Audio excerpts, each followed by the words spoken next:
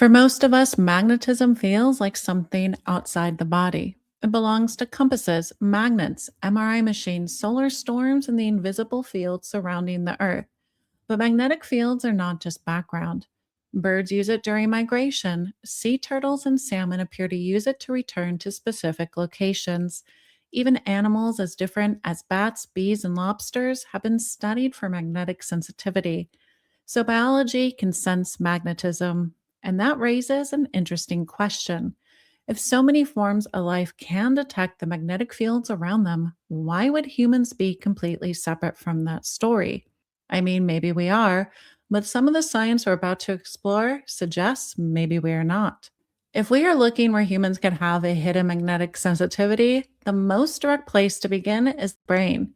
In 1992, Joseph Kirschvink and colleagues published a paper reporting magnetite in brain samples.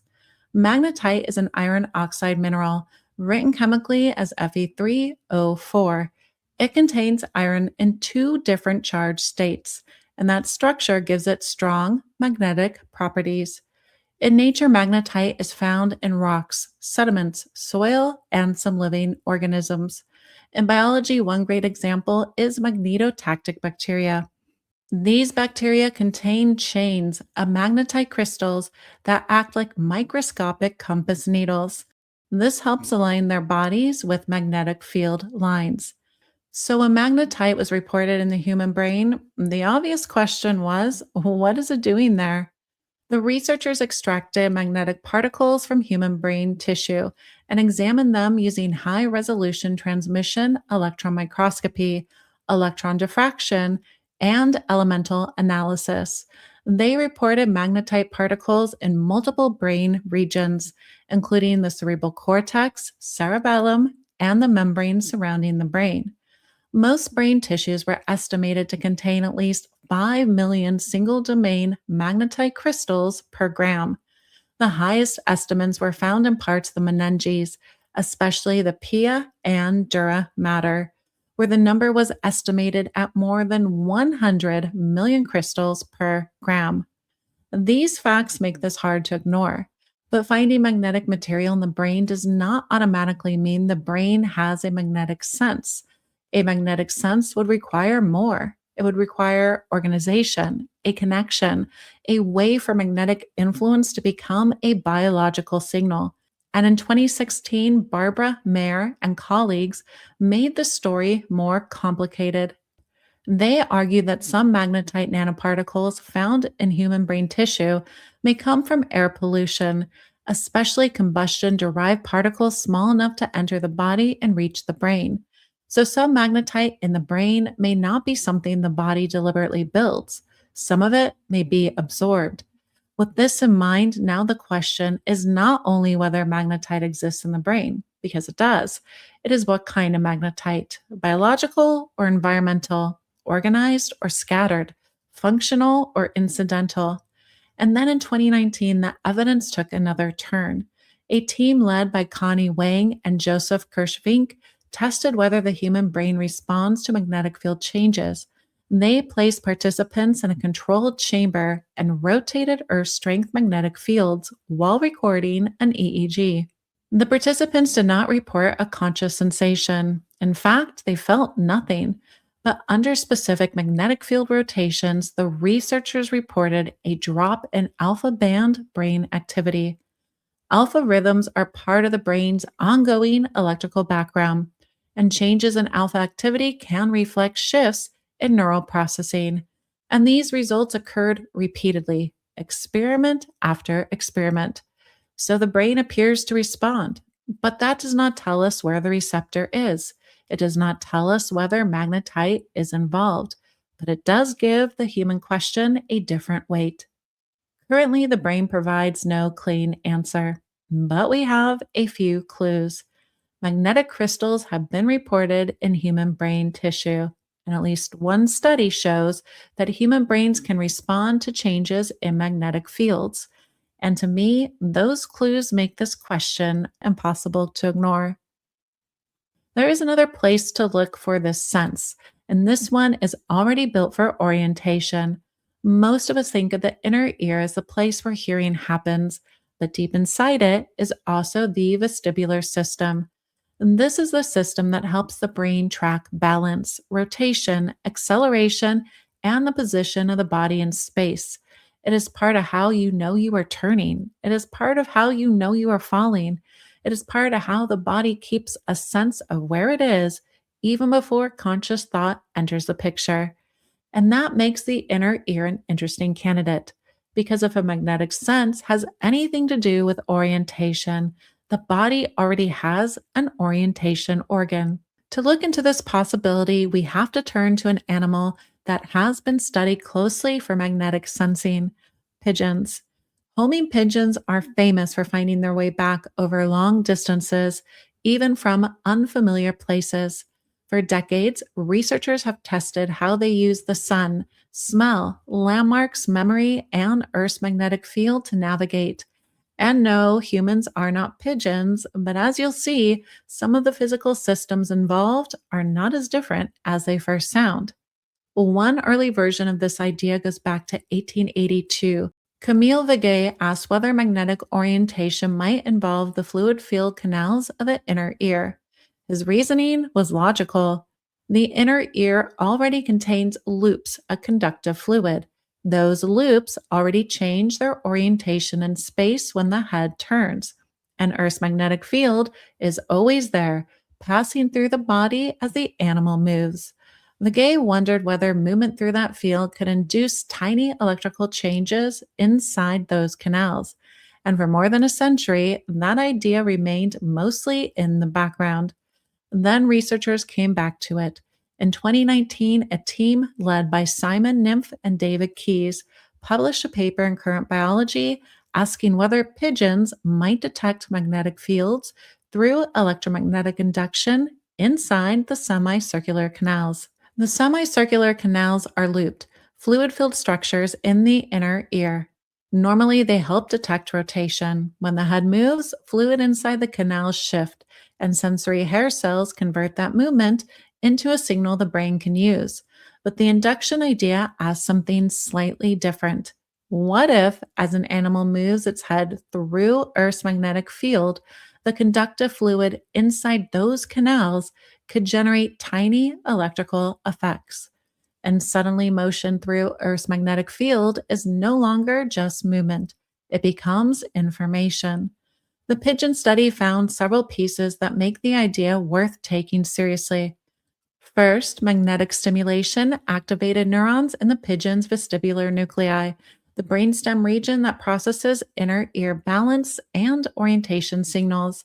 Second, the response appeared in both light and darkness, which made it different from the cryptochrome mechanism we will look at next. Third, the researchers built a physical model of a pigeon's semicircular canal using artificial pigeon endolymph, the fluid found inside the inner ear. When they exposed that model to a changing magnetic field, they measured voltage spikes. The voltage depended on the orientation of the canal relative to the magnetic field, just as electromagnetic induction would predict. The experimental field was stronger than Earth's field, but the authors also modeled what natural head movements might produce in an Earth strength field as well. Using the measured dimensions, they estimated that natural head scanning movements could generate tiny electric fields in the range known to be detected by some electrosensitive animals. That is a very different picture of magnetoreception, not a magnetic object turning inside the body, but motion, fluid, electricity, and orientation becoming part of the same system. And then the paper goes one step further. The researchers looked for molecular machinery in the pigeon's inner ear that could plausibly detect small electrical signals. They found voltage sensitive ion channels in vestibular hair cells, including channel types related to electroreceptive systems in sharks and rays. This is where the human connection becomes interesting. Humans also have semicircular canals, vestibular hair cells, and conductive inner ear fluids. We do not know that our inner ear has the same specialized molecular setup described in pigeons, but the basic ingredients are not foreign to us. And we already know that strong magnetic fields can affect the human vestibular system. Some people inside strong MRI fields can experience dizziness, vertigo, and involuntary eye movements. This occurs because strong magnetic fields can interact with the fluid and ionic currents of the inner ear. That does not mean yet that our inner ear is a proven magnetic sense organ, but it does show that the inner ear is not magnetically immune. We have looked at the brain, where magnetic material has been reported, and we have looked at the inner ear, where motion, fluid, and electricity may connect magnetic fields to orientation. But there's at least one more possible route into magnetism we should explore, and this one is the least intuitive in my opinion: the eye. At first, the eye seems like a strange place to look for magnetic sense, but here is the connection. When blue light hits a protein called cryptochrome, it can push the molecule into a reactive chemical state. Inside that reaction are pairs of electrons. Those electron pairs can shift between different spin states, and weak magnetic fields can influence that balance. If that field changes the outcome of the reaction, then the magnetic field has not moved a physical needle. It has changed chemistry. In mammals, cryptochromes are best known for helping regulate circadian timing, the internal system that helps the body coordinate day and night. But in some animals, cryptochromes have been studied for another possibility: helping convert magnetic fields into chemical information. And humans have cryptochromes as well. In 2011, an important paper called Human Cryptochrome Exhibits Light Dependent Magnetosensitivity was published in Nature Communications. They asked whether the human cryptochrome proteins called CRY2 could function as a light dependent magnetosensing system. Human CRY2 was especially interesting because previous anatomical work had found it expressed much more strongly than human CRY1 in the retina. But they did not test this using humans. They used fruit flies. That sounds strange at first, but fruit flies are useful here because their own cryptochrome system had already been linked to light dependent magnetic responses. So Foley and colleagues used flies with a disabled cryptochrome gene. Then they expressed human CRY2 in those flies, and under full spectrum light, the flies expressing human CRY2 showed a magnetic response again. The key result here is that a human protein placed into a fly system restored a light dependent magnetic response. And that does not tell us whether CRY2 is used this way inside the human retina, but it does show us that the molecular capacity is there. If human magnetoreception exists, it may not only involve magnetic crystals or induced electric currents. It may also include a light sensitive chemical reaction inside a protein we already carry. There are other options that may exist.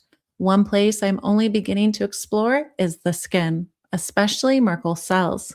Merkel cells are involved in touch. They help turn tiny physical pressures into signals the nervous system can read.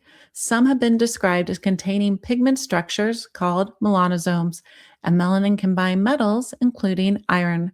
So the idea seems to be if a pigment structure inside or near a touch sensitive cell were magnetically responsive, then magnetic changes might become a tiny mechanical event, something closer to touch in this example. Though a fascinating possibility, it also brings us to the cautionary part of this story. For years, iron rich cells in the upper beaks of homing pigeons were considered possible magnetoreceptors. Then in 2012, researchers reported that those cells were not magnetosensitive neurons at all. They were macrophages, immune cells. So finding iron is not enough. Finding magnetic material is not enough. Finding an interesting molecule is not enough. A magnetic sense would need a pathway, a place where magnetic change becomes biological information. So, where is the human magnetic sense hiding? It could be there's no single answer. And honestly, that may be the most interesting possibility. We saw in the brain magnetic crystals have been reported in human brain tissue, and a study that suggests the brain can respond to magnetic field changes. In the inner ear, pigeon studies suggest that motion through Earth's magnetic field may generate tiny electrical signals inside a system already built for orientation. And in the eye, human CRY2 has shown the molecular capacity to participate in light dependent magnetosensitivity in an experimental system. None of these closes the case, but together they keep the question alive. Maybe a human magnetic sense, if it exists, is not a hidden compass waiting to be found. Maybe it is quieter than that. A sensitivity scattered through our system in the form of minerals, fluid, light, electricity, molecules, and cells. We are not sealed off from the magnetic field around us. In fact, we develop within it. We move through it every second.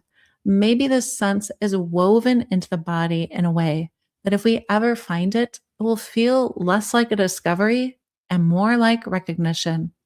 As always, I would love to know what you think about everything. And until next time, stay curious and take care.